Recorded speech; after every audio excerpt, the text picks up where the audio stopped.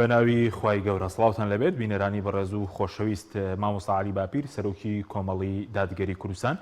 پەیامێکی لەبارەی هەوڵەکان بۆ تێکدانی ئاسایشی کۆمەڵایەتی خەڵکی کوردستان بڵاو کردەوە. لە بەشێکی پەیامەکەیدا باز لەوە دەکات کە لە زێر سایه حکومڕانانی هەرێم لێکەڵۆشانەوەی خێزان و کوشتن و خۆکوشتن هەروە ئاڵوودەبوون بە مادە هۆشبەرەکان و تاوانەکانی دیکەش زیادی کردووە. هاوکات لە بەشێکی دیکە پەیامەکەدا باز لەوە دەکات و هۆشداری دەدات لەوەی کە بەهۆی دژایەتی ئاین و هەروە یاساشکێنی و قڕوپڕی قەواری هەرێم و کۆمەڵگەی کوردستانیش کەوتۆتە مەترسیەوە. لە بەرنامەی ئەمڕۆ لەسەر ناوڕۆکی پەیامەکە دەوەسین و مەترسیەکان لەسەر تێکدانی ئاسایشی کۆمەڵایەتی خەڵکی کوردستان. بسم الله الرحمن الرحیم. مامۆستا عەلی باپیر سەرۆکی کۆمەڵی دادگەری کوردستان پەیامێکی بەناوی با هەموو لایەک وریابین کۆمەلگاکەمان زیاتردا نەڕوخێ لەبارەی ئەو ڕەفتارانەوە خستە ڕوو کە لە ڕۆژانی ڕابردوو لە شارەکانی هەرێمی کوردستان ئەنجام درا. مامۆستا عەلی باپیر لە دەستپێکی پەیامەکەیدا دەڵێت لە ڕۆژانی ڕابردوودا چەند ڕەفتارێک نوێنران مایەی نیگەرانی و بێزاری خەڵکێکی زۆر بوون و زەنگێکی دیکەی مەترسیدار بوون، بەڵام ئەوەی لە تاوان زلتر و بەزەڕترە زەمینە بۆ خۆشکردن و هاندان لە سەرەتی لەلایەن کاربەدەستان و دەستڕۆیشتوانەوە، ئەوەش مایەی عیبداری دنیا و شەرمەزاری قیامەتە. مامۆستا عەلی باپیر لە پەیامەکەیدا ئاماژە بەوە دەکات بە خۆڕایی نەگوتراوە ئەنناس عەلا دینی مولوکیهم، اینجا زۆر جێی خەفەت و ناسۆرە کە زۆربەی حکومڕان و بەرپرس و کاربەدەستانی هەرێم وایان تێدا دەبینرێ کە پشت لەخوا و ئاینن یان بەلای کەمەوە بێباک و بێهەست و نەست و بێ هەڵوێستن لەمەڕ ئاین و عەقیدە و ئەخلاقی کۆمەلگا و هیچ مشورخۆریەکی دڵسۆزانەیان لەو بارەوە نییە. سەرۆکی کۆمەڵی دادگەری باز لەوەش دەکات کە بۆ ئەوەی بزانین ئاراستەی حکومڕانی و سیاسەتی زۆربەی کاربەدەستان و بەڕێوەبەرانی ئێستای هەرێم ڕووبەرە و کوێیە، دەبێت سەرنجی ئەو کەناڵە ڕاگەیاندانە بدەین بە هەموو جۆرەکانیانەوە کە سەر بە حکومڕانن و لەلایەن ئەوانەوە ئاراستە دەکرێن بە پارەی حرامی داهاتی دەست بە سەرداگیراوی خەڵکو وڵات سەخاوەتمەندانە تەمویل دەکرێن. مامۆستا عەلی باپیر تیشتی خستووەتە سەر ئەوەی کە کاتێکیش کەسانێک دەیانەوێت ڕەخنەی دڵسۆزانە و ڕێ لە ستەم و فەساد و داڕوخانی کۆمەڵگە بگرن، وێڕایچەکی لە مێژینەی تۆمەتبار و بگرە تاوانبارکردنیش چەکی زاربەستن و گرتن و دەرکردن لە ژیان ئامادەیە. بۆ ئەوەش نمونەی دەرکردن و زاربەستنی چەندان و تاربێژی حەقبێژ و دڵسۆز و ڕۆژنامەنووس دەهێنێتەوە. مامۆستا عەلی باپیر چەندین نمونەی زەقی کۆمەلگاش دەخاتە ڕوو کە بەڕاستەوخۆ یان ناڕاستەوخۆ دەستی حکومڕان و کاربەدەستانێکی هەرێمیان تێدایە، لەوانەش هەڵوەشانەوەی خێزانەکان و بەکارهێنانی ئۆتێل و باڕ و یانەکان بۆ بەدڕەوشتی و خۆکوشتن و کوشتن لە نێو هەردوو ڕەگەزدا و ئاڵوودەبوون بە مادە هۆشبەرەکان و نێرگەلەکێشان و قومار و مەساج و زیادبوونی ڕێژەی تاوان و دابەزینی ئاستی پەروەردە و زانست و فێرکردن لە ناوەندەکانی خوێندن، هەروەها بەردەوامی دەست بە سەرداگرتنی زەوی و مڵک و ماڵی گشتی و بە قاچاخێنانی شمەک لە سنوورەکانەوە لەلایەن باندەکانی سەر بە کاربەدەستانەوە. سەرۆکی کۆمەڵی دادگەری وێڕای دەستخۆشی و پێزانینی بۆ ئەو کەسانەی دژی ناشەرعی و خراپەکارین چەند ڕێنماییەکیشیان ئاراستە دەکات و دەڵێت دەبێ وریابن تووشی تێپەڕاندن نەبن، چونکە موسڵمانیەتی ڕاست و هاوسەنگ ئەوەیە کە نە لە ئیسلام و شەریعەت بەجێبمێنی و نە لێیشی تێپەڕێنی. هەروەک دەشڵێت وەک چۆن بە هەندێک ڕەفتاری ناشرینی ڕەوشتی قەڵز دەبن و هەڵوێست وەردەگرن، پێویستە ئاواش و بگرە زیاتر و لە پێشتریش بەستەمکاری و گەندەڵی و خۆرخکاری و بە ملیاردێرکردنی کەمینەیەکی حیزب و خزم قەڵز بن و هەڵوێست وەربگرن. لە کۆتاییشدا ڕوو لە هەموو لایەک دەکات و دەڵێت باوریابین یەکێک لە یاساکانی خوا لە ژیانی بەشەردا ئەوەیە کە بەهۆی ستەم و بێدادیەوە کۆمەلگاکان هەرەس دێنن و دەڕوخێن، کەواتە با هەرچی زووە فریای خۆمان و کۆمەلگا و قەوارە سیاسیەکەمان بکەوین کە بەهۆی دژایەتی ئاین و هەڵوەشانەوەی ڕەوشت و یاساشکێنی و ستەم و لادان و قڕی و پڕی و بێدادیەوە زۆر بێهێز و پێز بووە. با پاکسازی و چاکسازیەکی هەمەلایانەی ڕیشەیی تێدا بکەین و نەهێڵین ببێتە فیدای بەرژەوەندی ناشەرعی و سەروەت و سامانی بەستەم و گەندەڵی وەسەرێک نراوی چەند حکومڕانێکی بازرگان و وشەخۆرەکانی دەوروبەریان، ئەگەر نا با دڵنیابین بێدەنگ و بێ هەڵوێستان لە بەرامبەر خراپەکار و ستەمکاراندا لە دنیا و دوا ڕۆژدا بە ئاگری ئەوانەوە دەسووتێن.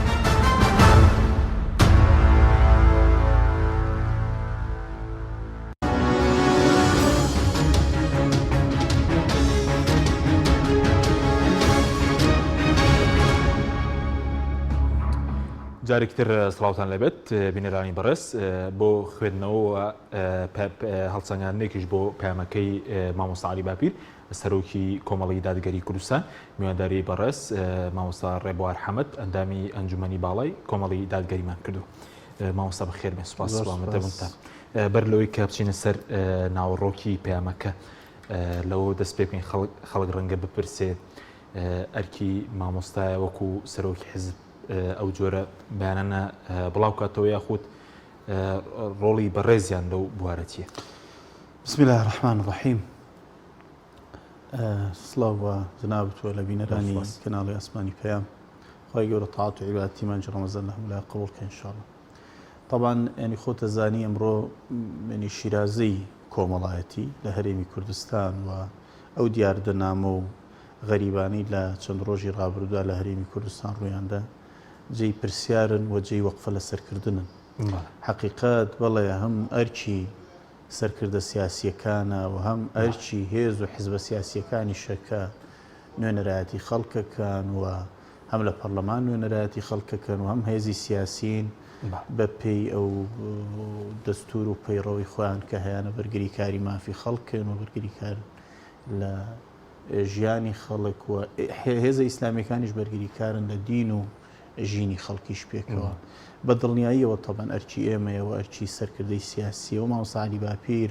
وەک سەرۆکی کۆمەڵی دادگەری لەو ڕووەوە حەقیقەت نەک ئەمە یەکەم جاری بێ کە لەو ڕووە پەیام دەرکا. مامۆستا کۆی نووسینەکانی لە هەر لە هەشتاکانی سەدەی ڕابردووە تا ئەمڕۆ ئەو ینی وەکو سەرکردەیەک وەکو دڵسۆزێکی میلەتەکەی خۆی بەخەم دین و ژینی خەڵکەکەەوە بووە بەژەم بەخبەخ بە وەگەر پێویستی بوێ ئەو وەک سەرکردەیەکی سیاسی هەڵوێز بنوێنێەوە بەرگری لە مافە سیاسیەکان کە ئەوەی کردو ئەو کاتی پێویست بوو بێ بەرگری لە دامەزراوە شەرعیەکانی هەرێمی کوردستان کا بەو ئەرکە هەستاوە ئەو کاتش کە پێویست بوو بێ کە بەرگری لە دینی خەڵکە ئەو ئەرکەی جێبەجێ کردووە و کاتێکیش کە دەبینێت شیرازەی کۆمەڵایەتی کۆمەلگا بەرەو هەڵوەشانەوە دەچێەوە هەموو ئەو دیاردە قێزەون و مەترسیدارانەی کە ئێستا سەر هەڵدەدەن و دەسەڵاتی سیاسی لە هەرێمی کوردستان نەک لە بەرامبەریاندا بێدەنگە بگرە ڕێیان بۆ خۆش دەکات زەمینە سازی دەکات و ئامادەکاری دەکات لەو ڕۆوە و دەستگاکانی ڕاگەیاندنیان دەخاتەوە خزمەت و بودجەیەکی زەبەلاح دەخاتە خزمەتی ئەو جۆرە کارانە و بە تایبەتیش لە مانجێکی پیرۆزی وەکو مانجی ڕەمەزاندا بە تاکید ئەرکی ئێمەیە و ئەرکی و بەڕێز مامۆستا عەلی باپیریش وەکو سەرۆکی کۆمەڵی دادگەری وەک نووسەرێک و زانایەک لەو ڕۆوە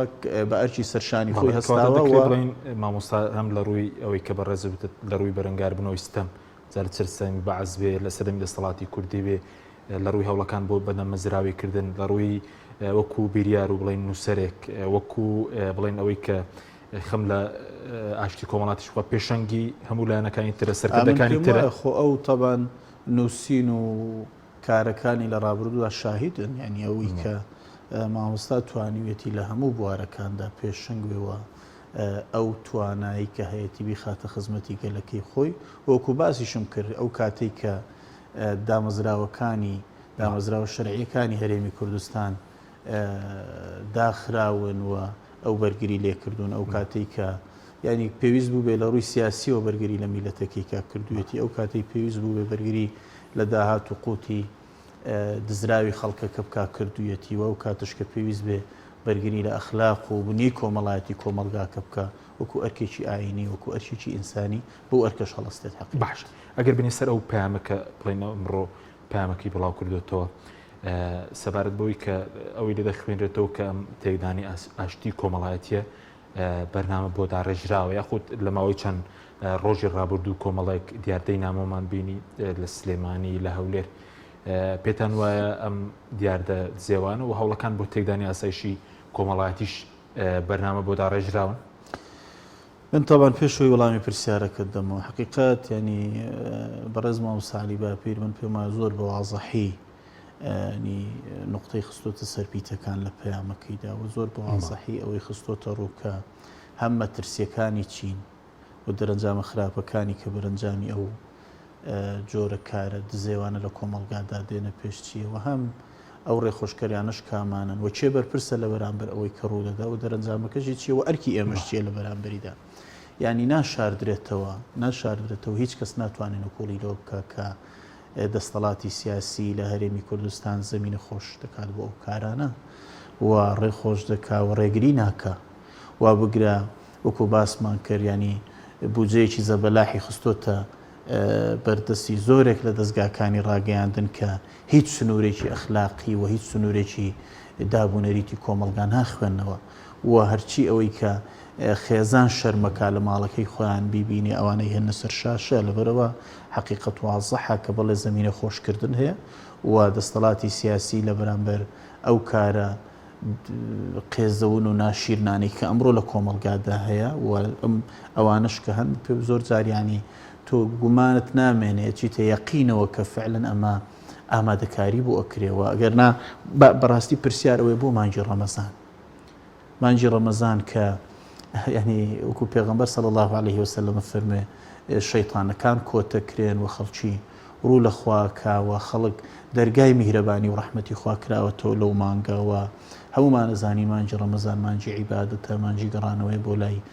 خوای پەروەردگار مانجی ئەوەیە کە مرۆڤ بپارێتەوە کە خوا دەرگای ڕەحمەتی ڕوبەڕووی ئەو میلەتە بکاتەوە ینی بۆچی لەو مانگەدا ینی ئەو دیاردە غەریب و نامۆیانە لەسەر جادەکان لە شوێنە گشتیەکان خەڵک ئەیان بینێ و حقیقەت ئەی بوو دەستەڵاتی سیاسی لە هەرێمی کوردستان پرسیار ئەوەیە بە ئاسانی مامۆستایەک لە مینبەرە هێنە خوارەوە بە ئاسانی دەرگای مزگەوتێکدا خان بە ئاسانی ئەی بۆ لە بەرامبەر ئەو کارە قێزەونانە بێدەنگن ئەی بۆ ئەو کارانە منعی ئەو کارانە ناکەن بە تەکید ینی دەستەڵاتداران لە هەرێمی کوردستان دەستەڵاتداران لە هەرێمی کوردستان جارێ یەکەم بەرپرسن لەوەی کە ڕوئەدا دوو زۆر وازەحە کە وەکو باسم کرد ڕێخۆشکردنەکەن بۆ ئەو کارانە باشە بەس لە پێناوچی بۆ من ئەو بە بەرنامەدارشنە ئەگەر ئاسایشی کۆمەڵایەتی تێکچی ڕەنگە زۆر لە گەندەڵێک بێگومان لەگەڵنەکە زۆر مەترسیدارترە لە پێناوی چێ لە پێناوەیە کە خۆیان درێژە بەستەم بە تاڵانی بەوە بدەن لە پێناو ئەنی تاکی کۆمەڵگە سەرقاڵی کێشەکان بێ سەرقاڵە و جۆرەکارانە بێت زانی ڕاستیەکەیە کە ناشاردرێتەوە زۆر جار دەگوترێکە کە ینی هەندێک بۆنەی گشتی دێتە پێشەوە زۆربەی هێزە سیاسیەکانی کەشمسکا کە ئێمەش بەرگری لە دینی خەڵکەکەین ئێمەش بەرگریکاری ئەخلاقی کۆمەلگاکەین ئێمەش لەگەڵەوەی شیرازی کۆمەڵایەتی نەپسرە بەڵام وازەحە کە حیزب سیاسیەکان لە هەرێمی کوردستان لەو ڕۆوەکو یەکنین ینی من پێم وایە وازەحە زۆرێک بەشێکی زۆر بە تایبەتی هێزە دەستەڵاتدارەکان لە هەرێمی کوردستان بەخەم شیرازی کۆمەلگاوەنین بەخەم دابوونەریتە ڕەسەنەکانی کۆمەلگاوەنین بەخەم ئەوە نین کە دینی ئەو میلەتەکە ئاینی زۆرینەی هەرە زۆری میلەتەکە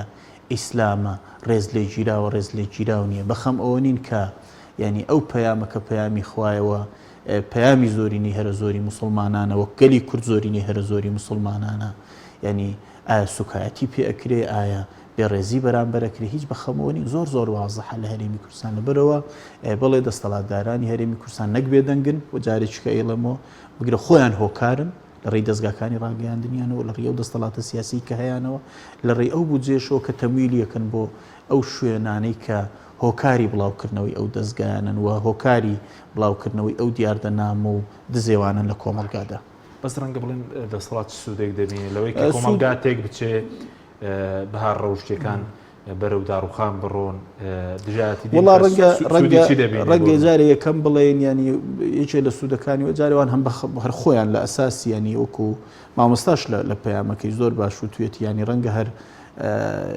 تەسەووری ئەوان تێڕوانینی ئەوان ینی بۆیان گرنگ نەبێت گرنگی بە مەسەلەی دین و ئەو جانبەی وەکو خۆیان وەکو بۆ خۆیان و بۆ میلەتەکەش بەلایەنەوە گرنگ نەبێت دوو بە تەئکید ینی بە دڵنیاییەوە ئەم دیاردانە بەشێکی بۆ سەرگەرمکردنی خەڵکە بەشێکی بۆ ئەوەیە کە خەڵک کێشە ڕاستەقینەکانی لەبێ بچێتەوە بە دڵنیاییەوە بەشێکی بۆ ئەوەیە کە خەڵک مەسەلەی بودجە مەسەلەی موچە مەسەلەی قوتیان مەسەلەی ژیانیان مەسەلەی ئەو هەموو دزی و گەندەڵیەی کە هەیە ئەوانە لەبیر بنەوە بەشێکی کەوان خۆیان ینی دیارە کۆمەڵ خۆیان ینی پێچێت بەشێ لە ئامانجەکانی کۆمەلگایکی دارماویان ببێ کۆمەلگایەکیان بووە کە دارما بێ لە ڕووی بوونی کۆمەڵایەتیەوە و بە تاکید ئەوە هۆکارێکیشە بۆ درێژەدان بەو تەمە سیاسی کە ئەوانەی کەن لە هەرێمی کوردستانداوە باڵێ خەڵکو و گەنج و لاوی ئەم وڵاتە سەرقاڵەکەن بەو کارانەوە لە جیاتیەوەی کە سەرقاڵون بە خوێندنەوە لە جیاتیەوەی کە تۆ تەماشاکە یعنی شوێنە گشتەکان قەرەباڵغن مناسباتی لەو جۆرە لەو مەسەلەن ینی برەودان بەو جۆرە کارە و دیاردانە دیارە ینی ئەو دیاردانێکان بەس تەماشای سیستەمی خوێندن کە لە هەرێمی کوردستان تەماشای خوێندنگاکان کە تەماشای ڕێژەی ئەوە بکە کە فعلەن بزانە خوێندن لە وڵاتە بەرەو چێکی ئاسۆی پەروەەردە ئاسۆی فێرکردن ئاسۆی ینی ئەوەی کە پەیوەندی بنەوەیەکی خوێندەوار و داهێنەر و بنیادنەرەوەی لە داهاتوودا بەرەو چوو ئەچێت دیارە تەمەنەمان ینی ئێحتیمامیان بەو جانبانە زۆر لاوازە هەروەکو ئێحتیمامیان وەکو ئێحتیمامیان وە گرنگیان بە بوارە دینیەکە لاوازەوە ئێحتیمامی پێنادەن و بۆیان گرنگ نییە خۆ ئێحتیمام بە جانبەکانی کەش نادەن و ئێحتیمامی پێنادەن و بۆیان گرنگ نییە ئەو میلەتە ینی لە داهاتوودا گەنجەکانی نەوەکانی داهاتووی نەوەیەکی خوێندەوارن نەوەیەکی داهێنەرن نەوەیەکن کە داهاتوویان بەرەو چێت بە تەکید ینی جانبەکەی کە ئاماژەت پێکردکا حەکیم ئەو لاشی ئەوەیە کە ئەگەر میلەتێک ئاوا سەرگەرم بێ و بە تایبەتی گەنج و نەوەی تازە پێگەیشت و سەرگەرم بێ بەو کارە قێزەون و ناشیرنانە بێ ئاگایە لەوەی کە لەو دزی و فزی و گەندەڵیکە لە هەرێمی کوردستانە باش بینی سەر بەشێکی تری پەیامەکە کە باسی کەناڵەکانی ڕاگەیان دەکات لە سەری بۆسین کە مامۆستا باز لەوە دەکات کە لەلایەن دەسەڵاتدارانەوە بڵێن پاڵپشتیان دەکرێەوە هەرە سەرپارەی خەڵکیش بەڕێوەدەچن ینی ئامان چیە لەو کەناڵە هەر بەلارێ دەبین کۆمەلگا یاخود لە دژایەتی دینیش ئەمەش گومان دروستکردن لەسەر ئاینی پیرۆزی ئیسلام تێکدانی شیرازەی خێزان یاخود بانکردنی کۆمەڵە کەسانێک کە بەدڵی دەسەڵات قسە دەکەن لەسەر دین ئەمانە چەندە مەترسین بڵێ جارێ یەکەم ینی من ناوی هیچ دەستگە کەناڵێکی ڕاگەیاندن ناهێنم بەڵام هەموو ئەو کەناڵک دەستگا میدیایی و کەناڵەکانی ڕاگەیاندن چی ئەلکترۆنی و بە تایبەت فەزائیەکان خۆتە زانی کە بودجەیەکی زەبەلاحیان پێویستە چێ تەمویلیانەکە بە تاکید دەسەڵات لە هەرێمی کوردستان تا کەناڵێک لە ڕووی ینی وەکو کەناڵێکی خەبەری سیاسی کارەکە لە هەرێمی کوردستان کە ئەویش ئێحتیمام بە سنوورە دینی و کۆمەڵایەتی و ئەخلاقیەکانی کۆمەلگانادا لە بەرامبەردا چەندین کەناڵ هەوڵەدەن بۆ لێکەڵۆشانەوەی شیرازی خێزان بۆ ڕەوازدان بەو دیاردە قێزەون و ناشیرانی کە ئێستا ڕەواجی پێدەن هەموو ئەو کەناڵانە هەموو ئەو کاراکتەرانی کە ئەو کاراکتەرانی کە بە کۆمەلگاکە نامۆن بە دینی میلەتەکە نامۆن بە کللتوری ئەم میلەتە نامۆن بە واقعی کۆمەڵایەتی کۆمەلگاکەی ئێمە نامۆن ئەو کاراکتەرانە گەورەکەن و ئەیان کەنە پاڵەوانی شاشەکان و ئەو کاراکتەرانەی کە زۆرێکیان ینی خۆتەزانی لە زۆرەوە ساقتن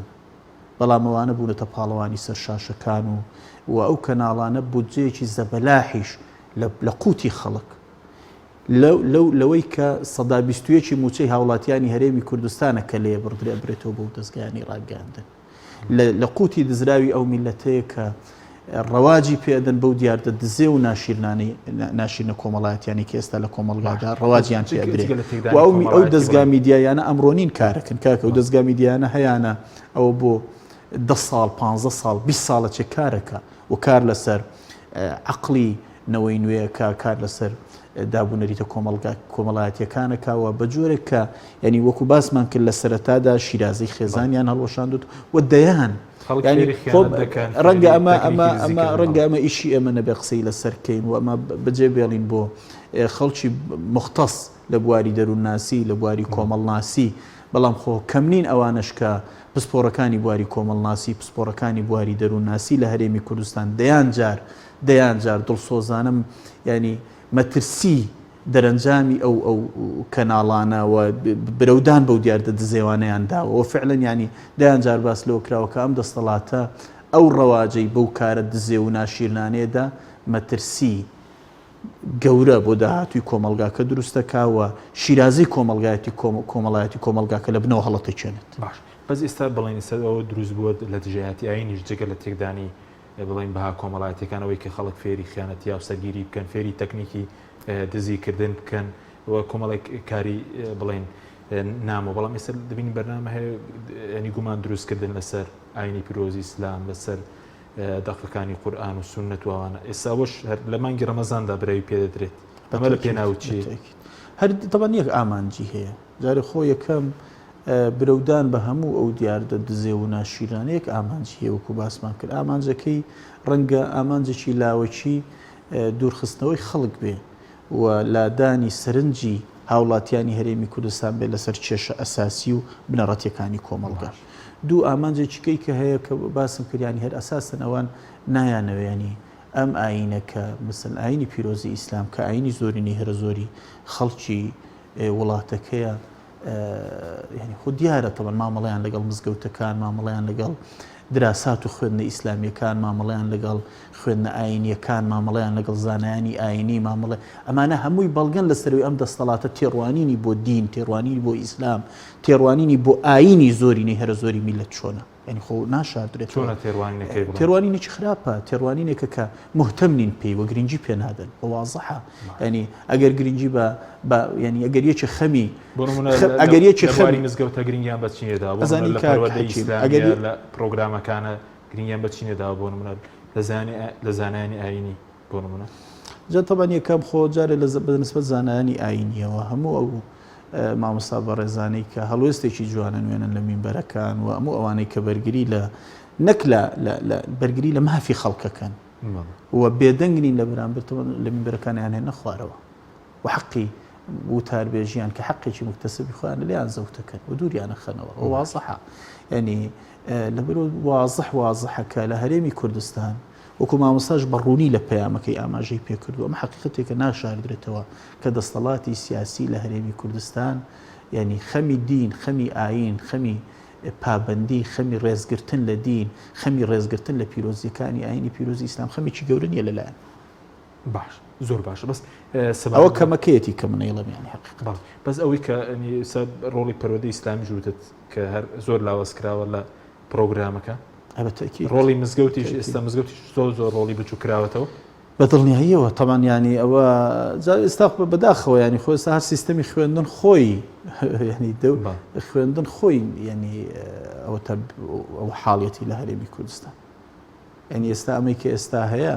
با ئەمنەوەی کە ئەم 4-5 ساڵە لە قۆناغی ناوەندی و سەرەتایی و ئامادەین ئەوانە بگەنە قۆناغی زانکۆ و تەخەڕوجکەن جا ئەزانن ئێمە لە ڕووی خوێندن و خوێندەواریەوە تووشی چکارە ساتێک بووین ئەمنەوەی کە ئێستا نەوەی خوێندنی ئەلکترۆنیە نەوەی خوێندنی ئۆنلاینە بەرستەمێکی گەورە کەوتون بەرستەمێکی کەوت هەمووشمان نەزانین کۆرۆنا هۆکارێکە بەڵام ینی زۆر جار هۆکار نییە بیانوویەکە بۆ پەخستنی سیستمی خوێن بەڵام لە پەروەردەی ئیسلامی نییە کە گرنگ لە حاڵەتی ئاسایی لە حاڵەتی نۆرماڵ و ئاساییشدا تایبەتی بۆ دانرێ بۆ پەروەردەی ئیسلامی بەشێکی زۆر کەم نییە وانەیەکی پشتگوێ خراو بووە لە ناوەندەکانی خوێندندا زۆر باش بینە سەر بەشێکی تری پەیامەکە کە مامۆستا باز لە زیادبوونی کۆمەڵێک دیاردە دەکات بۆ نمونە هەڵوەشانەوەی خێزان خۆکوشتن هەروە کوشتن ئاو دەبوون بە مادە هۆشبەرەکان ئەمەش بڵێن ڕاستە و خۆ و ناڕاستە و خۆ دەسەڵات لی بەرپرسیارە ئەو بڵێ ئەو تاوانەی کە ڕوو دەدەن و هەڕشن بۆ سەر ئاسایشی کۆمەڵاتی خەڵکتان جارێ یەکەم دیاردەی خۆکوشتن و دیاردەی کوشتن و دیاردەی ئەوەی کە دیاردەی تەلاق و دیاردەی ئەوەی کە لێک جیابوونەوە و زۆری ئەو ڕێژەی ئێستا لە دادگاکان هەیە ئەوە تەوان وەکو من لە بەشی چێژ باسم کرد ئەوە خەڵکی پسپۆر لەو بوارە کۆمەڵناس دەروونناس و پارێزەرەکان و دادوەرەکان دەیان جارتەمەن خۆتەزانی لە شاشەکان و لە میدیاکان قسەیان لەسەر ئەوە کردووە مەترسی دەرەنجامی ئەو دیاردانیان لە ناو کۆمەلگاوە زیادبوونیان و بەرەو زۆربوونیانەوە بوون بە دیاردەیان لە حاڵەتەوە بوون بە دیاردە وازەحە یەک دوو دەستەڵات دەوری چییە دەستەڵات تەوان خۆ باسمان کرد تۆ کە هۆکارە ڕەخسێنی ئەو دەرەنجامانە بەدەستەوەدا چێ ئەو هۆکارانەی ڕەخساندووە لە هەرێمی کوردستان دەسەڵاتی سیاسی ئەو هۆکارانەی ئەو دیاردانەی ئێمە باسیەکەین ئێستا کە دیاردەی قێزەون و ناشرن لە کۆمەلگادا ئەمە دیاردن ئێمە ئێستا قسەیان لەسەرەکەین بەڵام بە تەکید دەرەنجامی مەترسیدارە هێنن ئەوەی زمینەی بۆ خۆشکردووە دەستەڵاتە ئەوەی لە بەرامبەری بێدەنگە دەستەڵاتە ئەوەی ڕەواجی پێدا دەستەڵاتە ئەوەی کە لە بەرامبەری بێدەنگە دەستەڵاتە ئەوەی هۆکارەکانی بۆ ڕخسێنە دەستەڵاتە لە هەرێمی کوردستان دەستەڵاتدارە سیاسیەکانن و ئەوەش دەرەنجامی هەیە دەرەنجامەکانی کار لە منەکە لە تۆکە لە خێزانەکە لە کۆمەلگاکە و مەترسی گەورە لەسەر کۆمەلگاکە دروستەکەمە یەک دوو لەوڕۆ ئەرکی ئێمە چییە؟ یعنی جارێ ئێمە وەکو هێزێکی ئیسلامی وەکو کۆمەڵی دادگەری وەکو هێزێکی ئیسلامی ئەرکێکمانە ئێمە یەکێ لە وەزیفەکانمان وەکو هێزێکی ئیسلامی یەکێ لە وەزیفەکانمان ئەوەیە کە بەخەم دینی خۆمان و دینی میلەتەکەمانی بەخەم ئەخلاقی کۆمەلگاوین بەخەم ئەوەی کە پەروەردەیەکی ڕەسەن لە کۆمەلگاکە هەبێ و باوەڕمان وایە کە ینی پەروەردەیەکی ڕەسەن و پەروەردەکردنی تاکێکی تەندروست و کۆمەلگایەکی سەلیم و تەندروست کۆمەلگایەکی لێکهەڵنەوە شاو دەستەڵاتێکی حکومڕانێکی ڕەشید بەرهەمەهێنێ هەمووی پێکەوەکو مەنزومەیەک دروستە بێ کاتێک کە لە بوارێکدا لاسەنگە بێ لاکانی کەش لاسەنگە کات ئەمە یەک دوو ئەرکی هێزە سیاسیەکانی کەشە کا حەکیم نابێ هێزی سیاسی پێی وابێت تەنها ئەو ئەرکێکی سیاسی لەسەر شانە لە کاتی هەڵبژاردنەکاندا بچێتەوە ناو خەڵکو و کۆمەلگاوە داوای دەنگدام کات و بچێتە پەرلەمان و خەڵکی لەبیر بچێتەوە هەتا جارێککە ئینتیخاباتەکرێتەوە حزبی سیاسی ئەمە ئەرکی نییە حزبی سیاسی بەپێی ئەو پەیڕەوەی ئەو کارانی بۆ خۆی دیاریکە ئەبێ لەسەر دیاردەنامەکانی کۆمەلگا قسەی هەبێ بێ هەڵوێستی هەبێ و بێ ڕێگری بکە لەو دیاردە قێزەور و ناشرینانەی لە کۆمەلگاهەیە کە ئێمە پێمان وایە لەو ڕۆ ئێمە بارکی سەرشانی خۆمان هەم لە ڕابردوو هەستاوی هەم لە ئێستاشداوە هەم لە داهاتوش بەردەوامە بین لەسەری ئەرکی پەرلەمانە ئەرکی فراکسیۆنە پەرلەمانیەکانە ئێستا ئەو دیاردە قێزەورانەی کە ئێستا هەر نابێ فراکسیۆنە پەرلەمانیەکان لەسەری بێدەنگ بن کەوا نوێنەری خەڵکن بەرگریکاری مافی خەڵکن و بەرگریکاری دینی خەڵکن بەرگریکاری ئەو شیرازە کۆمەڵایەتیان کە ئەوان نوێنەرایەتی خەڵکەکەن و ئەوان تەنها نوێنەری ئەوەنی کە بەرگری لە موچەی خەڵک لە قوتی خەڵکەن وەکو زۆر جارە وترێ لە برۆ ئەرکی پەرلەمانیشە ئەرکی دامەزراوەکانی کەشە ئەرکی دامەزراوە قەزاییەکانە کە لەسەر ئەو دیاردانە بێنە قسە بێدەنگ نەبن نەڵێن یەک جارە دوو جارەس ئاخر هەریەکە ئەبێ بە دوو هەردوو ئەوێ بە سێ و بە چوار و بە پێنج و پەردەی حیا و شەرم لە کۆمەلگا لا ئەباوە نەوەی داهاتوو تووشی کارە ساتەکە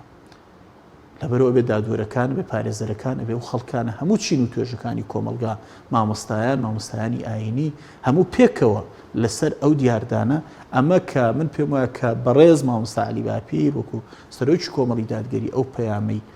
بڵاو کردوتەوە ینی ئەرکی ئەبێ زۆر کەسی کە زۆر لایەنی کە زۆر جیهەتی کە زۆر کۆمەڵی کە زۆر دەستە و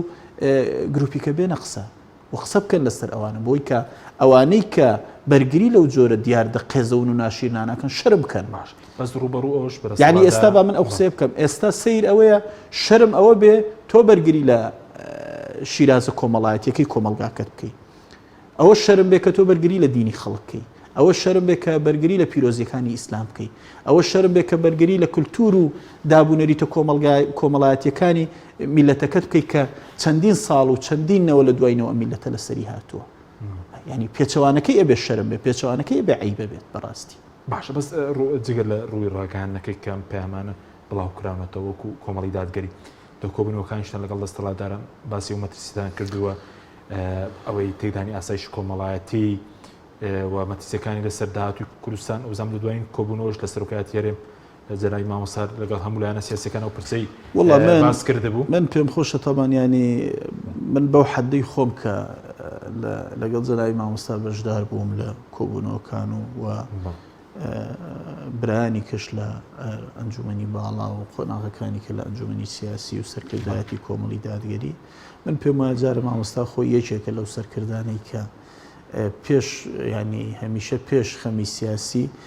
لەسەر خەمە گشتیەکەی کۆمەلگا بەردەوام قسەی کردووە لە کۆبوونەوەکان و بەردەوام ئەو یەکێ لە هۆکارەکانی چ لە دافعەکانی بەشداریکردنی لەو کۆبوونەوەانە هەمیشە ئەوە بووە کاڵێ من پەیامەکانی خۆمان بگەێنین لە خۆمانەوە ببیستن و ئەو مەترسیانی کە هەیە بیگەێنینە دەسەڵاتداران لە هەرێمی کوردستان ئەوە یەک دوو کۆمەڵ وەکو هێزە سیاسیەکەش لەسەر ئاستی قیادەی لە هەموو کۆبنەوەک لە هەر شوێنێک بوو بێ بە تەکید ئەوەی کە ئێمە ئەمڕۆ لەسەر شاشە باسیەکەی زۆر زاری هەوتومانە توانە ئێمە ئەوەی لەسەر شاشە باسیەکەی هەر ئەوەیە کە لە کۆبوونەوەکانیش باسیەکەین ئەو مەترسی لێرە ئەی خەینە ڕوو لەوێ شەی خەینە ڕوو و بە دڵنیایی ئێمە لە زۆر قۆناغ و لە زۆر من دەتوانم ئاماژەی پێ بکەم کە ئەو دیاردە دزێ و ناشیرنانی کە ئێستا مەسەلە من و تۆ قسەیان لەسەرەکەین بڵێ ئێمە لە کۆبوونەوە سیاسیەکانمان لەگەڵ هەردوو لایانی دەسەڵات زۆر جار ئاماژەمان پێ کردووە و قسەمان لەسەر مەترسیەکانیشی کردو. سوپاس دەکەم ناوبڕێکمان هەیە دەگرێن وڵاتان بەڵێ بینەرانی بەڕێز ناوبڕێی کورتو دەگەڕێنە وڵاتان. تۆپ ئارت تاکە بریکاری تۆڕی میدیایی کۆمەڵ بۆ بەرهەمهێنان و بڵاوکردنەوەی ڕێکلام. ئەڤرو جیهان هەمی مژیلێ بەرەنگاربوونا ڤایرۆسێ کۆرۆنایەنە و چاوانیا دیتنا ڕێکên ساخلەم بۆ پاراستنê ji vî vayrosî. Li kompanya Paşa Baxçe û bû cara êkêl cîhanê beşek bi navê Vblok hate danan bû çêkirina hemî cûrên amanên şîşey yên tendurustî ji bo parastineka baştir û saxlemtir bû hewa û xêzanên hewa. Vblok ev sîstemê pêşkeftî nahêlît çi bakteriya yan vayrosên xerab bi şîşey ve bimînin. Pirêka kompanya Alton Oz hîndeşên vî cûrê amanên şîşey bi destxwe ve bînin. Ebtinê peywendiyê bikin bû pitir pêzanînan. Kompanya Alton Oz zaxo komelgeha bazirganî. سڵاو، ئایا ئەزانیت هایلۆت چییە؟ هایلۆت گەورەترین و نوێترین سیستەمی ژمێریاریە بۆ ڕێخستن و یارمەتیدانی مامەڵە بازرگانیەکانت تایبەت بە کۆمپانیا، کارگە، کۆگا، مۆڵ، بەنزینخانە، هۆتێل و ڕێستۆرانت، مارکێت و دەرمانخانە، مەلەوانگە و سەنتەرە وەرزشیەکان. بە خۆشحاڵیەوە ئێستا سیستەمی هایلۆت بە زمانی شیرینی کوردی بەردەستە تایبەت بە کڕیارە بەڕێزەکان. هایلۆت گەرانتی مانەوەیە بۆ پەیوەندیکردن 070 791 10 هایلۆت.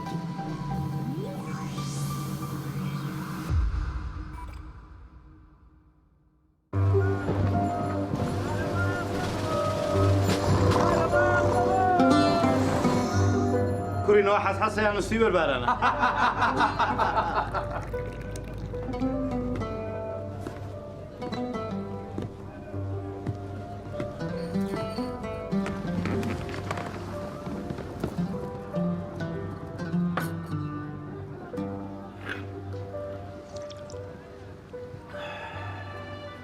ئەو چایە خۆشە وەک چاوی ڕەش بێ شیرینی شەکر ژیانی هاوبەش بێ چا بێ چا نەبێ هەر کەسێ هەم نشینی چا نەبێ قەت بێت چا نەبێت. ئەمە چایەکە وای ئیلهام بەخشە. مامۆستا ئەمە ڕاستە خۆی یەک چایە بەڵام تێکەڵەی حەوت جۆر چایە ئەمە چای نەورەسە نەورەس. بەڕاستی پڕتام و چێژە. چای نەورەس تێکەڵەی حەوت جۆر چای کێڵگەکانی سریلانکایە. ئەمە حەوتچاتێکەڵەکەی نەورەسە من بەس ئەم چای خەبەرم مەکاتەوە. یەکێک لە بەرهەمە ناوازەکانی دۆڵفینسی سفرەی سەفەری دۆڵفینسیە. دۆڵفینسی لەگەڵ خواستە هەمە جۆرەکانی ئێوەدایە و باشترینی بۆ هەڵبژاردوون. بۆ ڕازاندنەوەی سفرە و خوانەکانتان بۆ میوانی زۆر و خوانە تایبەتەکانتان سفرەی سەفەری دۆڵفینسی هاوڕێی هەمیشەیتان دەبێت. ڕەنگی جیاواز، قەبارەی جۆراوجۆر، کوالیتی باش، نرخی گونجاو، سیمای هەرە دیاری بەرهەمەکانمانە. سفرەی سەفەری دۆڵفینسی باشترین جۆر و زۆرترین دانا. دۆڵفینسی بژاردەی کابانی ماڵ بۆ هەر چوار وەرزی ساڵ.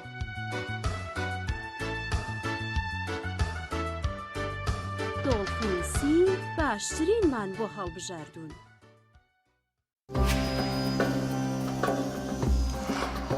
هەیە حەزەکات چایەکەی بۆندار بێ، هەیە حەزەکات بێبۆن بێ، هەیە ئەیەوێت تامی هێلی تیان بێت، هاشا ئەیەوێت هیچ تامێکی تیان نەبێت. بەگشتی هەریەکەمان بە شێوەیەک حەز لە چاکەیە.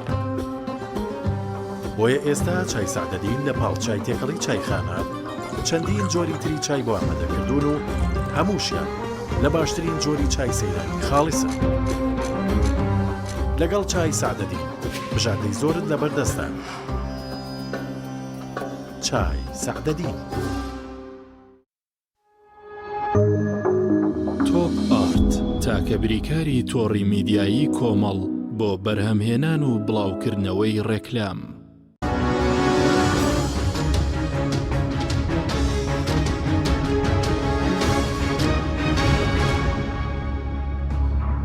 جارێکتر سڵاوتان لەبێت بینەرانی بەڕست ماوسەر بوار سەبارەت بەوەی کە قسەمان لەسەر دەسەڵاتداران کرد کە بە بەرنامە کار بۆ تێکدانی شیرازەی کۆمەڵگا و دژایەتی ئاین و ئەوانە دەکرێت بەس ڕەنگ خەڵکیش بپرسێ وەکو کۆمەڵ و کۆمەڵی دادگەری ئێوە چیتان کردو بۆەوەی کە ئەو لێشاوی کە بە بەرنامە دێت بۆ تێکدانی کۆمەڵگا ئێوە لە بەرامبەر بۆ بیناکردنی تاک بۆ ڕێگری لەو کارە چیتان کردو؟ پرسیارێکی جوانە. طبعاً یەکەم ئێمە خۆتە زانیانی کۆمەڵی دادگەری هەر لە دەستپێکیەوە ئەگەر تەماشایکەین یەکێک بوو لەو هێزانەی کە یا لە پێشەنجی ئەو هێزانە بووە کە تەرکیزی لەسەر جانبە پەروەردەیەکەی جانبە و دروستکردنی تاکێکی وشیار و تاکێک کە ئەوە یەکێک لە خەمە گەورەکانی کۆمەڵ بوو هەمیشە و ئێمە باوەڕمان بووە کە بەشێ لە خزمەتی ئێمە بە کۆمەڵگاکەمان بریتە لە پەروەردەکردنی تاکێک کە تاکێک بە بەیانی لە هەر بوارێک خزمەت بکە تۆ بتوانیانی نەک تۆ تەنها نخبەیەکی سیاسی پێشکەشی مجتەمع و کۆمەڵگاکەت کەیکە لەسەر ئاستی پەرلەمان و قیادەی سیاسی نا ینی لەسەر هەموو ئاستەکان بتوانی ئەوەی کە لە ناو بارگاکانت لە ناو دام و دەستگا پەروەردەیی و سیاسی و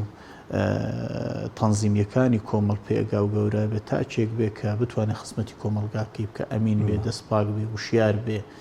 و گرنگی بە ینی لە خەمی دینی میلەتەکەی بێ لە خەمی نیشتیمانەکەی بێ لە خەمی کۆمەڵگاکەی بێ دەستپاک بێ مافی میلەت ماڵی میلەت بپارێزێ. من پێم وایە ئەگەر ئاوا تەماشاکەی لەو ڕۆوە ینی کۆمەڵ خەرمانێکی گەورە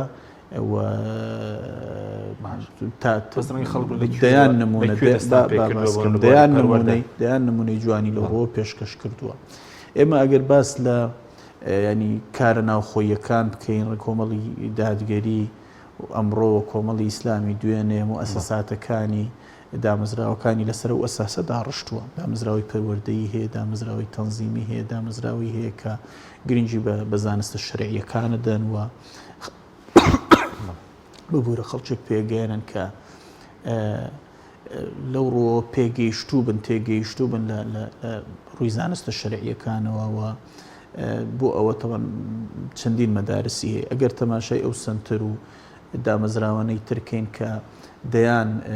گەنج و لاوی ئەم وڵاتیان فێر کردووە لە ئیهتیمامدانیان بە قورئان بە فەرموودە بە پەروەردەکردن بە پەروەردەیەکی ئیسلامی ڕەسەن پەروەردەیە کە لە دینی ئەم میلەتەوە لە قوڵایی ڕەسەنایەتی ئەم میلەتەوە سەرچاوی گرتوێ. ئەوەشمان بۆ ئەوە دەیان نمونەمان هەیە. ئەگەر تەماشای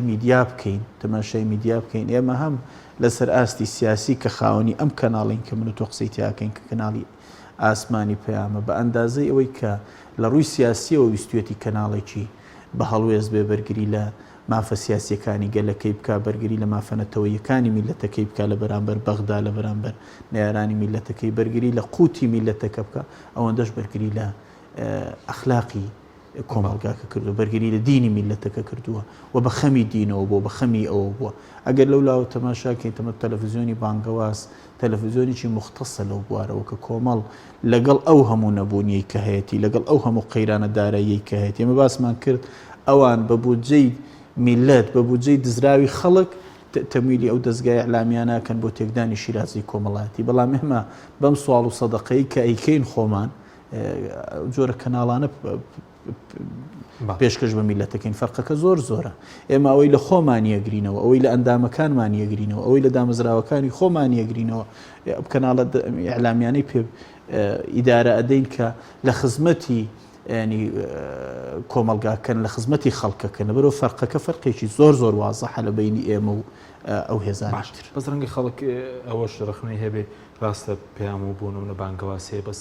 لە بواری پەروەردەکردنی مناڵان لە بواری دراما هوەری ئیسلامی پەیوەندی بە نەبوونی پارەوەی بودجەوەیە کە نەتوانراوە بوون من هەر بەعام پارتی ئیسلامیەکان کەناڵێکی لە وارنە کەناڵێکی تایبەتمەند کات بەسەر بردندا بنێن کڕچاوی ڕاستە زانی یەکەم ئێمە خۆتە زانی تەمان لەو بوارانەش هەوڵی بەهش بووە لە ڕابردوودا و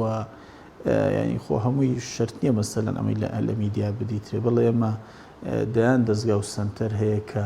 ڕێژەیەکی بەرچاو لە گەنجان و لە لاوان و لە نەوجەوانانی وڵاتی ئێمە تێیدا پەروەردەکرێن تێیدا دەرسە خوێنن پێیدا قورئان لەبەرەکەن فرموودە لەبەرەکەن زانستەکانی قورئانە خوێنن ئەو دەیان نمونەمان هەیە یەک دوو ئەوەی کە پێویستە بە هونەری ئیسلامی و بە ئەوانەی کە باست کرد لەو ڕۆژەوە تەمان هەوڵ هەبووە بەڵام بەڵێ بەشێکی گەوری پەیوەندی بە ئیمکانیەتەوە هەیە بەشێکی پەیوەندی گەوری بە توانایەوە هەیە کە ئێمە ئیمکانێتی ئێمە هەر ئەوەندەیە بەڕاستی و ئیمکانێتش کە من باسم کرد خۆ دیارە ئیمکانێتی ئێمە پێویستە بەو سوال و سەدەقەی کایکەین و ئیداری خۆمان و حیزبەکەمانی پێدەین ئیداری بارگاکانی پێدەین ئیدارەی و ئەوەی کە کۆمەڵ هەیەی وازەحە ئیمکانێتی ئێمە لەوە زیاتر بێ بڵێ زیاترەکەین و ئەوەش کە ئێستا کردومانە زۆر لە ئیمکانێتی دارایی خۆمان گەورەتر باش بەس سەبارەت بەوەی کە بڵین ڕێژەی تاوان و ئەوانە ناو کۆمەلگا زیادی کردووە هیچ بەراز چوونێکتان کردووە ئەوانەی کە زیاتر پابند بن بە ئاینی پیرۆزی ئیسلام زارە ناو پارتی ئیسلام بن لە دەرەوە بن کەمترین حاڵەتی بۆ نمونە هەڵۆشانەوەی خێزان تاوان ئەوانە کرابێت والله خۆمە ینی دراسات و لێکۆڵینەوەی ناوێ بە دڵنیاییەوە ئەو خەڵکانی کە پەروەردەیەکی تەندروست کراون و ینی تا خەڵکی پابندتر بێ بە دینەوە تا پابندتر بێ بە ئاینی پیرۆزی ئیسلامەوە بە تەکید تاوان کەمترەکە خۆیانی نکوڵی لێ نەکراوە کە هیچێک ینی پابندی ئیسلام بێ پابندی ڕێنماییەکان بێ ترسی خوا و ئەوەنەی لە دڵدا بێ دزی ناکە کاکە تاوان ناکە ئەترسێ لە مرۆڤ کوشتن ئەترسێ لە دزیکردن ئەترسێ لە ستەمکردن ئەزانێ پێشەوەی کۆمەلگالی بپرسێتەوە خی گەورە لێ پرسێتەوە ئەزانێک حساب و کتابێکی لە بەردەما ناخۆکاکە هیچێ لە گەورەیەکانی ئاینی پیرۆزی ئیسلامەوەی ئینسانە خاتە بەردەم لێ پرسیینەوەیەکی ویژدانی ئەی خاتە بەردەم لێ پرسیینەوەیەکی خوایی ئەی خاتە بەردەم ئەوەی کە مرۆڤ پێشەوەی بەرامبەر خەڵک و کۆمەلگا بەرامبەر خۆی پەروەردگار بەرپرسە و ئەوە نهێنی دروستکردنی ئەو تاکە دەستپاک و ئەمین و چاک و گەورانەیە لە کۆمەلگادا کە ئیسلامەتوانێت بەرهەمیان بێنێت زۆر باش کاتمان زۆر کەماوە بە سەبارەت بە مەسلەی وەکو تاک ئەوەی کە لە پەیامەکەی مامۆستاش ئاماژەی پێکراوە بۆ نمونە دەسەڵات بە بەرنامە کار بۆ تێکدانی کۆمەلگا هەروە بەشێکشی مەسلەی دژایەتی دین وەکو تاک بەرامبەر مرۆ بەرامبەر کەناڵی ڕاگەیاندن بەرامبەر دەسەڵات وەکو تاک دەبێت چی بکە هۆشیاری تاک وڵا یەکەم ئێمە جارێ هوشیاری تاک گرنگە هوشیاری خێزانی گرنگە هوشیاری کۆمەلگا گرنگە تاکێکی وشار خێزانێکی وشار خێزانێکی وشار کۆمەلگایکی وشار بەرهەمەهێنێ کۆمەلگای وشار بەرامبەر ینی ڕێ ئەگرێ لەو دیاردە قێزەون و ناشیرنانە تاکی وشار نابێت تا ینی داینەمۆی ئەو دیاردە قێزەون و ناشیرنانە خێزانی وشار کاریگەری خراپی ئەو دەستگا ڕاگەیاندن و ئەو دیاردە زێوانی لەبەر ئەوە یەک دوو ئێمە هەوڵی ئێمە ئەوەیە کە کۆمەلگایەکی وشار خێزانێکی وشار تاکێکی وشار بەرهەمبێنین هەوڵی ئەو بەڕێزانەی کە ئاوا کارەکەن بەو مەبدا کارەکەن ئەوان خێزانی وشار و تاکی وشار و کۆمەلگای وشاریان ناوێ کۆمەلگایەکی لێکەڵۆشاویانەوە کە خێزانێکی بێشیرازیانەوێ تاکێکی ناوشیاریانەوێ و ئەمەش بەرەنجامی مەترسیداری دەبێت و بەچی ئەکرێت قسەکە ئەوەیە بەچی ئەکرێت بە هەمومان ئەکرێت بە ئێمە ئەکرێ وەکو هێزی سیاسی بە دەستگاکانی ڕاگەیاندن ئەکرێ بە گرنگیدان بە ناوەندەکانی خوێندن ئەکرێ بە مامۆستا ئەکرێ بە مامۆستایانی ئاینی ئەکرێ بە هەموو چین و توێژەکانی کۆمەلگا ئەکرێ هەمومان پێکەوە ئەتوانین لە خەمی کۆمەلگا دابین ئەزانی ئەگەر ئێمە بشتوانین من ئەوە ینی ئەگەر بتوانین ئێمە ئەگەر بتوانین لە مەسلەی ئەو حکومڕانێتی خراپەی لە هەرێمی کوردستانیش هەیە لە بەرامبەر ئەو ستەمە گەورەی کە هەیە بە حەقی هاوڵاتیانی هەرێمی کوردستان بەرامبەر لەو هەموو گەندەڵیەی کە هەیە لەو هەموو خۆرەخکاری کە هەیە لەو هەموو ستەمە گەورەی کە دەسەڵاتی سیاسی لە هەرێمی کوردستانێکە ئەگەر بتوانین بەشێکی خەڵک ئەگەر بتوانین لە بەرامبەر ئەوش بێدا بێدەنگبین ناتوانین لە بەرامبەر تێکچوونی شیرازی کۆمەڵایەتی کۆمەلگا بێدەنگبین چونکە ئەو کات هەمومان یعنی هەمومان زەرەر ئەەکەین وە بناغی کۆمەلگاکە هەڵەتە چێوە کۆمەلگاکە لێک هەڵ ئەوەشێتەوە وە بەرەنجامە مەترسیدارەکانی لەسەر تاک بە تاکمانە بێ و لەسەر خێزان بە خێزان ئەبێ باش بزوک وەکو هاوڵاتیش ئێستن بۆ نونە کەناڵی ڕاگەن ئەگەر دژاتی دینەکەت بکە خێزانەکەت ناکرێت بایکۆت بکرێت سیر نەکرێت ئەمە باشی ئەمە کەمترین هەڵوێستە کە ئەگەر ئێمە قسە لەسەرەوەکەین تاچی وشیار و خێزانی وشیار ینی بە تاکید ینی تۆ من بۆ شاشەی کەناڵێک بە مناو ماڵ و منداڵ و خێزان و کەسمەوە کە ئەزانم ینی کاریگەری زۆر خراپ و سلبی لەسەر دروستەکە ئەستان قسە ئەوەیە بۆ ئەبێت درامایەک بێتە ناو کۆمەلگاکەەوە دۆبلاژ بکرێ و تەرجمە بکرێت کە مەترسی لەسەر شیرازی کۆمەڵایەتی کۆمەلگا دروستەکە خۆ پرسیارەکە ئەوەیە بۆ دەبێ برە و بە و بازاری ئەو جۆرە کارانە گەرم بکرێکە شیرازی کۆمەڵایەتی هەڵەوە شوێنێ خۆ ئەوەیە پرسیارە گەورەکە لەسەر دەسەڵات دروستەکە و ئەوەیە دەسەڵاتدارانە خاتە بەردەم پرسیارەکە و ئەوەش ئەو قەناعەتە لای من و لای تۆ و لای کۆمەلگا دروستەکە کە ئەوان نەک هۆکارن بگرە خۆیان زەمینە خۆشەکەن خۆیان ینی بودجەی بۆ تەرخانەکەن و تەمیلیەکەن ئەوە یانەوێ ببێ چونکە خۆ هەموو ئەو درامانە هەموو ئەو دیاردەنام و غەریبانە کەوانەیەکەن بودجەیەکی زەبەلاحی خێنە خزمەت تاوەکو ئەی هێنە ناو کۆمەلگا باشە بەزۆک ئەو بڵێن بینە دەتوانێت دەستگاراگەیان سزابدا بایکۆتی بکە لە سەتەلایتەکەی بیسرێتەوە وەکو دەسەڵات کاکە بینەر ئەتوانێ نەک بینەر با ئێمە بڵین هاوڵاتی ئەتوانێ هاوڵاتی وشیار ئەتوانێ دەستەڵاتداری سیاسی گەندەڵکار قۆرخکار سزا بدە وانی خۆی هەمیشە گوتومانە ئێمە هەڵبژاردن و تەداویلی سوڵتە بۆ چییە هەڵبژاردن بۆ ئەوێ من ئەوە سزا بدەم کە حەقی میلەتەکەی نەداوە گەندەڵی دەکات وانە ئاسایش کۆمەڵاتی باشە من ئەبێ ئەو شاشەیەش سزا بدەم بینەری نەهێڵم کاتێک کە دیاردەی نامۆ ئەخاتە ناو کۆمەلگاکەەوە هەموو ئەو دەستگا و سنتەرانش ئەبێ هاوڵاتی سزای بدا کە دیاردە نامۆکان و ئەبێوان هەست بە نامۆی خۆیان لە کۆمەلگاکە بکەن بەڕاستی باش کاتمان زۆکەم بە سەبارەت بە مەسلەی ئەوەی کە چۆن خەڵک لە بەهار ڕەوشتیەکان کە خەڵز بێگەر کاڵبوونەوە چەندە دەبێت تاکی مسلمان بەرامبەر بە هەر خەڵک بەگشتی بەرامبەر ئەو نەعەدالەتەی کە هەیە بەرامبەر ئەوەش هەڵوێستی هەبێ بێدەنگ نەبێت وڵا ئێمە ئەگەر تەبان وەکو ئەرچی شەرعی و ئیسلامی چۆکو ئەرچی ئینسانی خۆمان تەماشایکی وەکو تاکێکی وشیار وەکو تاکێکی خاوەن ویژدان تەماشا بکەین ئەبێ بەرامبەر هەموو نادادیەک بۆستینەوە هەموو ستەمێکە بە ئینسان بەرامبەری بۆستێتەوە خی گەورە مرۆڤی بە هەڵوێستی خۆشەوێ کۆمەلگا مرۆڤی بە هەڵوێستی خۆشەوێ داهاتوو بۆ مرۆڤی بە هەڵوێستە و مرۆڤی بە هەڵوێست دەرونی ئاسوودەیە و مرۆڤی بە هەڵوێستە کە لە هیچ شتێ ناترسێ لەبەرەوە ئەگەر تاک بە هەڵوێست بوو خێزان بە هەڵوێست بوو کۆمەلگا بە هەڵوێست بوو ئەو دەرەنجامە خوازیارە بێ کە ئێمە ئەمانەوێ بێ هەڵوێستی ئەو دەرەنجامانە دروستەکە کە ئێستا بەرەو ڕوویەچی باش بەدووە پرسیار لەسەر خێزان و بڵێن چی بکرێ بۆ ڕوبەڕووبوونەوەی ئەو شەپۆلە هەر لە پەروەردەی خێزانیە نازانم لە پرۆسی پەروەردەیە لە ناوەندەکانی ترە لەکەم زار لەسەر ئێمە دەبێت لەسەر ئاسی پەروەردە خێزانێکەوە دەست پێ بکەینەوە من باسم کردیانی خەمێکی گشتی هەیە کە بێ هەموو چین و توێژەکانی کۆمەلگا لەو ڕوە بارکی سەرشانی خۆیان هەستن ئەو دیاردە قێزەونانە ئەبێ هەمومان ڕێی لێ بگری و بپەسەردووە ئەبێ پەروەردە بچێتەوە سەر ڕێڕەوی تەندروستی خۆی خێزان یەکەمین قوتابخانەی پەروەردەیە دایک و باوک یەکەمین مامۆستان کە خۆمان نەزانین دوو قوتابخانەیە ئەجا وەکو کۆمەلگاکەیە وانە یعنی ئەموو پێکەوە ئەتوانین ئەوە دروستکەین قوتابخانە و ئەبێ ئەو ژینگە پەروەردەیی تێداوی کە تاکێکی تەندروست پەروەردە بکات بەداخەوە تەبەن باسم کردیانی لە هەرێمی کوردستان ئەوە نییە قوتابخانە ڕۆڵی خۆی نابینی ناهێڵم ینی بەداخەوە ینی ناهێڵ درێ قوتابخانە ئەرکی خۆی ببینێ ناهێڵ درێ مزگەوت ڕۆڵی خۆی ببینێ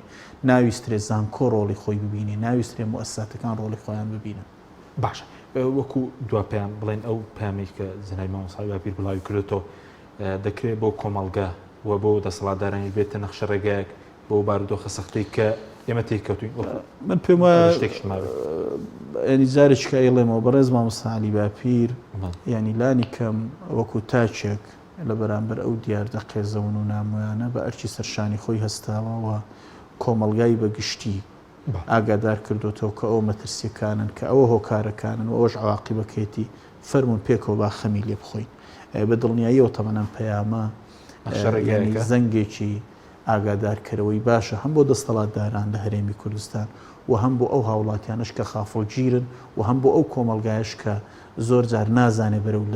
لە لێواری داڕمان و داڕوخانێکی گەورەدایە. سوپاس دەکەم زۆر سوپاس بۆ بەڕێز مامۆستا بوار حەمەد ئەندامی ئەنجومەنی باڵای کۆمەڵی دادگەری کوردستان سوپاس دەکەم. سوپاس بۆی بینەرانی بەڕێز سوپاس بۆ هاوکاران تا بەرنامێکی دیکە خواتان لەگەڵ.